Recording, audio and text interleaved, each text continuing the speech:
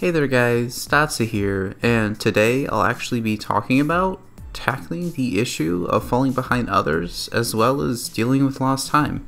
If you look at any trait being gained, you'll come to find that under smart direction, everything has a period of extensive growth. This is especially true actually in the TV industry, where initially when we started coming out with thinner and thinner TVs, all of a sudden we went from plasma to LCD to LED. But nowadays, the improvements made to TVs aren't really that substantial. Of course, they're starting to make them kind of curved and they're adding more pixels, but in reality, when you just look at it in terms of first glances, it's kind of the same as it was a few years ago. More than this, we find that the techniques, the production, the overall process has been figured out and really doesn't change much from year to year also. This whole phenomenon can be simplified down into the law of diminishing returns, and this quite simply states that even though you have that period of exponential growth when you first start out, you eventually reach a point in time in which no matter how much time or energy you invest,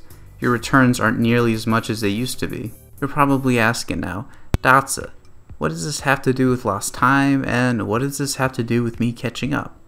I'll explain that right now. You see, just as how TVs had their period of exponential growth and then they reached that point in time where the growth wasn't nearly as much, the same can be applied to people actually learning a skill. When you first learn art, for instance, you have that level of momentum because you're learning those fundamentals, you're getting some new ideas down, you're experimenting, and it's a good time, and you're growing a huge amount.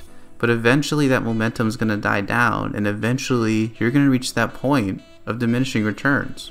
You see, after a couple of years, the mindset, the skills, the techniques, they all begin to solidify, and you get your process down and you tend to stick with the process. And although you might make slight improvements here and there over time, maybe by getting more confident in your line work or by improving your techniques, you tend to stay at that point where you're not growing that much. Now, just a slight disclaimer here, there are a couple exceptions, such as jumping into a new software. Maybe you jump from 2D to 3D, or from starting from scratch to experiment all over again. But the majority of the time, it tends to stick to this format. The big takeaway here is that even if you're just starting, you aren't that far behind, regardless of your age, regardless of how much time you feel like you've wasted, because this growth happens only once to every person, just as the TV or any other industry. If you don't believe me, look up any long-term industry veteran and notice their work from a few years ago and now.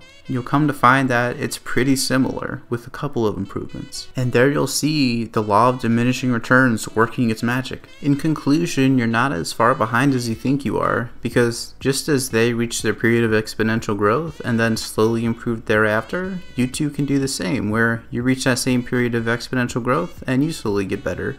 And at the very least, you'll be in the same hemisphere as them in terms of skill and ability in most cases. Reason being is that art is a skill just like anything else, and the age that you apply yourself doesn't really matter, just so long as you apply yourself in the first place and get to that point where you've exponentially grown. After doing the round brush challenge, I've kind of taken a liking to the actual round brush itself, or at least a highly modified version of it, to where I squished it a whole bunch to make it more of a calligraphy brush. But this piece is mostly just round brush and squished round brush the whole time. I had a good time, it turned out to be a good painting, and it took around 3 hours to get to the finished piece. I know that there's a good much more that goes into this than what I've just talked about in this short video, so I would really like to hear your thoughts on what you think about diminishing returns.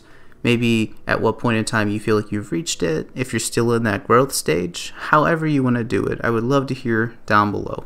I have a really fun theme planned for next Saturday's video, so stay tuned for that. This has been Datsa, and remember that nothing awesome happens inside of your comfort zone.